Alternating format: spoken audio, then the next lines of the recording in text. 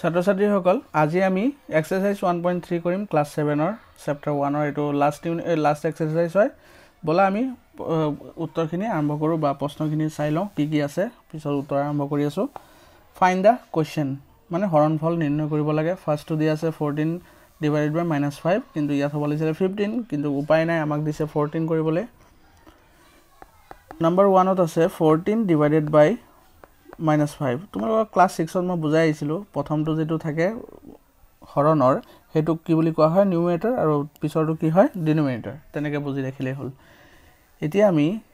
কৰিম কি 14 টো নিউমেৰেটৰ লিখিলো আৰু ডিনোমিনেটৰটো -5 এনেকে লিখিলো আৰু এইফালে হৰণ কৰি চাই লওঁ 5 2 10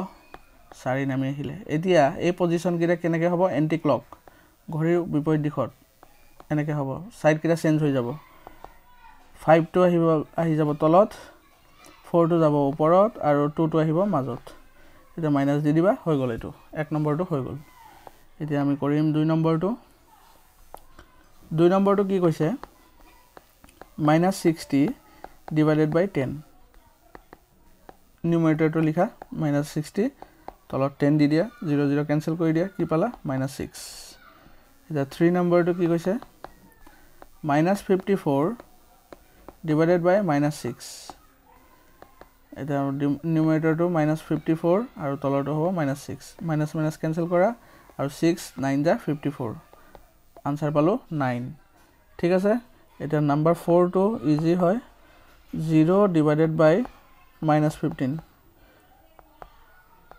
যিকোনো সংখ্যাৰে যদি 0 ক আমি ডিভাইড কৰিব যাও তেতিয়া হলে কি হ'ব 0 হ'ব आंसरটো ঠিক আছে এতিয়া আমি 5 নম্বৰটো কৰিম 5 আৰু 6 টো অলপ ডাঙৰ এখানে অলপ জায়গা লৈ ল'ব লাগিব এখানে মুছি লওঁ এতিয়া আমাৰ হৈ গল 2 হৈ গল 3 হৈ গল 4 হৈ গল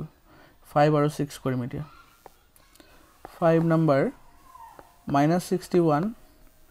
divided by bracket -60 plus bracket 1 bracket close এতিয়া ফাৰ্স্টত তোমালোকে এটা ৰুল বুজি ল'ব লাগিব BODMAS বদমাছ ৰুল এটা জানিব লাগিব এই মতে আমি আমাৰ অংকগিটা প্ৰসেসখিনি আগবঢ়াম যদি ব্ৰেকেট থাকে ব্ৰেকেটৰ কাম আগত হ'ব B মানে ব্ৰেকেট তাৰ পিছত O মানে হল অফ D মানে হল ডিভাইড M মানে হল মাল্টিপ্লাই A মানে হল এডিশন মানে প্লাস আৰু S মানে হল সাবট্ৰেকশন মাইনাস ফাৰ্স্টত আহিব এইটো সেকেন্ডত অফ যদি থাকে থাকিব অফ কৰিব লাগিব ফৰ কাম কৰিব লাগিব থাৰ্ডত কৰিম আমি ডিভাইডৰ কাম তাৰ পিছত মাল্টিপ্লাইৰ কাম 4 নম্বৰত 5 নম্বৰত এনেকৈ সিৰিয়ালি কৰি যাম ঠিক আছে এতিয়া আমি ইয়াত কি কৰিব লগা হৈ আছে সোৱা -61 ডিভাইডেড বাই এটো ঠিক কৰিব লাগিব -60 প্লাসে মাইনাসে কি হ'ব -1 এতিয়া -61 ডিভাইডেড বাই 60 -1 কিমান হ'ব -61 এটা নিউমেৰেটৰ ডিনোমিনেটৰ সেম হয় -61 -61 মাইনাস মাইনাস কেনসেল আউট কৰা 61 1 যা 61 1 পালো ঠিক আছে এতিয়া আমি 5 নম্বৰটো কৰিলো এটা 6 নম্বৰটো কৰিম 6 নম্বৰটো কি আছে কাৰ্লি ব্ৰেকেট স্টাৰ্ট কৰিছে -72 divided by -6 bracket close divided by -3 okay এতিয়া আমি কাৰ্লি ব্ৰেকেট থকাটো আগত কৰিব লাগিব ব্ৰেকেটৰ ভিতৰত থকাখিনি আগত কৰিব লাগে -72 divided by -6 এনেকৈ কৰি লৈছো আগত divided by -3 এতিয়া ব্ৰেকেটৰ ভিতৰত যেটো আছে -72 divided by -6 minus minus cancel 6 12 যা 72 divided by -3 এটা কি পালো 12 divided by -3 12 হৈ গল ওপৰত আৰু -3 তলত 3 4 যা 12 মাইনাসটো আছে মাইনাসটো পাতি লবা আৰু 4 টো লিখি দিবা হৈ গল আমাৰ এক নম্বৰ প্ৰশ্ন গুটেকিটা হৈ গল আমাৰ একদম টোটাল আছিলে 6টা হৈ গল এতিয়া আমি 2 নম্বৰ প্ৰশ্নটোলৈ আগবাঢ়িম এতিয়া আমি কৰিম 2 নম্বৰ প্ৰশ্ন কি কৈছে ফিল ইন দা ব্ল্যাঙ্কস আমাৰ যিখিনি খালি ঠাই আছে সেইখিনি পূৰ কৰিব লাগে ঠিক আছে স্টাৰ্ট কৰো আমি 1 নম্বৰৰ পৰা এক নম্বৰটো আছে হ'ল -600 ডিভাইডেড বাই 25 নিউমাৰেটৰত আছে -600 আৰু ডিনমিনেটৰত 25 এই দুটা কি কৰা হৰণ কৰি চোৱা 25 1 25 25 2 50 25 3 75 25 2 50 হ'ব আৰু ইফালে 0 পৰা 0 গ'ল 0 আৰু 6 পৰা 5 গ'ল 1 0 এটা নামি আহিলে 25 4 100 এটা কি হ'ব 24 দি কাটা যাব কি পালো -24 তেতিয়া ইয়াত লিখি দিয়া -24 ঠিক আছে এতিয়া আমি 2 নম্বৰটো কৰিম এখানে মুছি লৈছো 2 নম্বৰটো কি আছে -4 into 18 divided by dash equal to 12 ইয়াত চোৱাচোন এটা বস্তু আছে এইটো হৈ গ'ল তোমাৰ নিউমাৰেটৰ ডিনোমিনেটৰ ইকো নাই ডিনোমিনেটৰ যদি x বুলি ধৰি লওঁ তেতিয়া হলে আমাৰ কাৰণে সুবিধা হ'ব সো ইয়াত কিবা হেৰি দিছে নিউমাৰেটৰটো দিছে আৰু এইটো ডিনোমিনেটৰ আৰু ইফালে x টো বহাই ললে কি হ'ব তেতিয়া হলে ডিনোমিনেটৰটো পাই যাম ওকে এখিনি এনেকে কৰি লওঁ ইয়াত x বুলি ধৰি লৈছো এতিয়া এইখিনিত ব্ৰেকেটত -4 into 18 x into 12 18 4 যা কিমান হয় 72 -72 divided by x equal to 12 এটা ডিনোমিনেটৰ নিউমাৰেটৰ পাই গলো নিউমাৰেটৰ 72 ডিনোমিনেটৰ x 12 এতিয়া নিউমাৰেটৰ যেটো সৰি ডিনোমিনেটৰ যেটো x এটো এফালে ডিভাইড হৈ আছে 12 লগত গলে মাল্টিপ্লাই হ'ব 12 into x equal to -72 এতিয়া এফালে লৈ আহিলো এটা চোৱাচোন 12 x ৰ লগত 12 টো কি হৈছে মাল্টিপ্লাই হৈছে এটুক যদি এফালে লৈ আহো কি হ'ব ডিভাইড হ'ব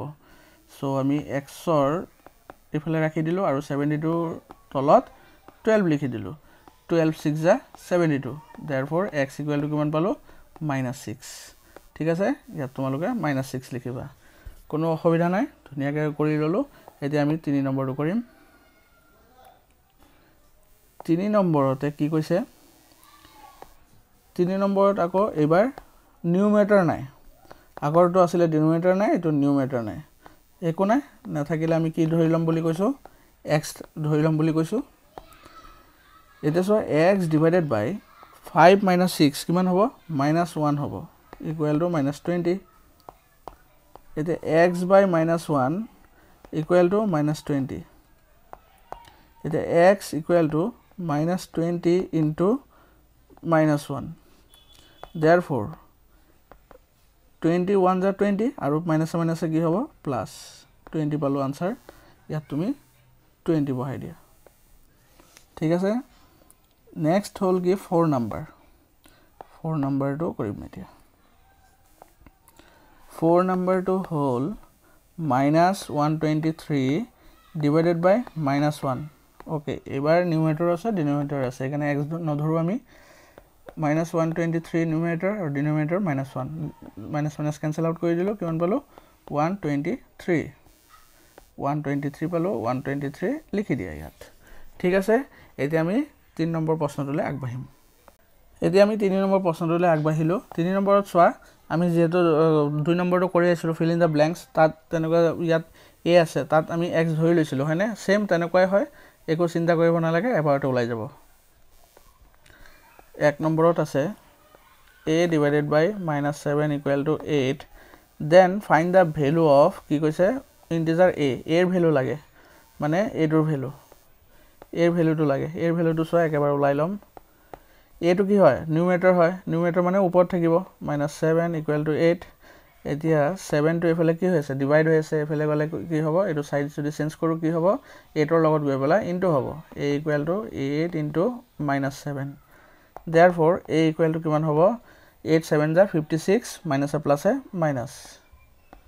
এটো 56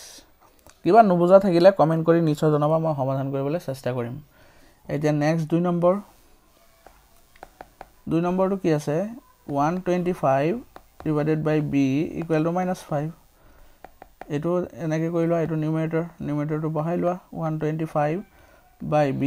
equal to -5 এতিয়া এটো যদি এফালে লৈ যাও ইনটু হ'ব -5 ইনটু b মানে মই সোঁফালে লিখাতকে বাওঁফালে লিখি ললো একেবাৰে 125 ইফালে থাকি গ'ল এটা -5 টো ইফালে কি হৈ আছে ইনটু হৈ আছে এফালে গলে ডিভাইড b ইকুৱেল টু 125 -5 -2 লৈ আহিছো একেলগে 5 টু যা 10 যেহেতু এটো 5 দি ডিভিজিবল যাব এখানে 5 টু যা 10 কিমান থাকিলে 2 থাকিলে 2 আৰু 5 মিলি পেলাই কিমান হল 25 5 5 যা 25 therefore b equal to -5 এটো সোয়া ইয়াত কৈছিলে ইন্টিজাৰ b ওলাবলে ইয়াত কৈছিলে ইন্টিজাৰ a ওলাবলে দুইটা ওলাই গল আমাৰ a ওলাই গল -56 আৰু b ওলাই গল আমাৰ -5 ঠিক আছে বুজি পালা নিশ্চয় এতিয়া আমি 4 নম্বৰ প্ৰশ্নটোলৈ আগবাঢ়িম এতিয়া আমি আহি গলো 4 নম্বৰ প্ৰশ্নটোলৈ 4 নম্বৰ প্ৰশ্নটো কি কৈছে ৰাইট 3 পেয়াৰ্স তিনটা পেয়াৰ লিখিব লাগে অখণ্ড সংখ্যাৰ a b such that a divided by b equal to -5 কৈছে যে আমি তিনটা পেয়াৰ উলাব লাগে আনসাৰত তোমালোকৰ তিনটা পেয়াৰ উলাব লাগে a divided by b কৰিলে -5 হ'ব লাগিব এনেকুৱা বহুতো আছে ধৰা মই -10/2 কৰিলো কিমান ওলালে -5 ওলালে এটো এটা পেয়াৰ ওলাই গল -10 আৰু 2 এটা পেয়াৰ ওলাই গল আৰু এটা পেয়াৰ যদি মই ধৰো 15 -15/3 কি হ'ব 3 5 যা 15 -5 এটো তো ওলাই গল ইয়াত কি পেয়াৰ হল -15 আৰু 3 আকৌ মই যদি -20/4 কৰো কি হ'ব 5 ওলাব এটো -5 বহুত ওলাই থাকিব তোমালোকৰ ইচ্ছা মতে তোমালোকে কৈ থাকিব পাৰিবা 20 আৰু এটো 4 আহি গল এটা প্ৰশ্নটো কেনেকে উত্তৰ লিখিবা কেনেকে the 3 pairs of integers a b such that a divided by b equal to -5 are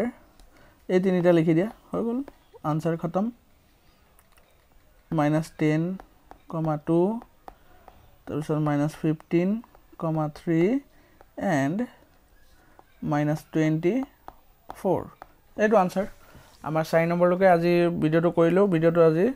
4 number লৈকে ৰাখিলো নেক্সট ভিডিওত বাকি কিটা 5 6 7 যিকিটা আছে এইকিটা কৰিম ঠিক আছে যদি ভিডিওটো তোমালোকৰ উপযোগী হৈছে তেন্তে ভিডিওটো এটা লাইক কৰি দিবা আৰু চেনেলটো যদি নতুন হৈ আহিছা তেন্তে চেনেলটো সাবস্ক্ৰাইব কৰি লবা আৰু তোমালোকে যদি এতিয়ালৈকেও হেৰি WhatsApp চেনেল এটা আছে এটো যদি জয়েন কৰা নাই ফলো কৰি লোৱা সোনকালে গৈ পেলা আৰু বেল আইকনটো বজাই লবা তোমালোকৰ যেতিয়া তোমালোকৰ ক্লাস ওয়াইজ যিকিটা ভিডিও পাই থাকিবা ধৰা তোমাৰ 7ৰ ভিডিও পাই গলে তাৰ পৰা লগে লগে তোমালোকে চাব পাৰিবা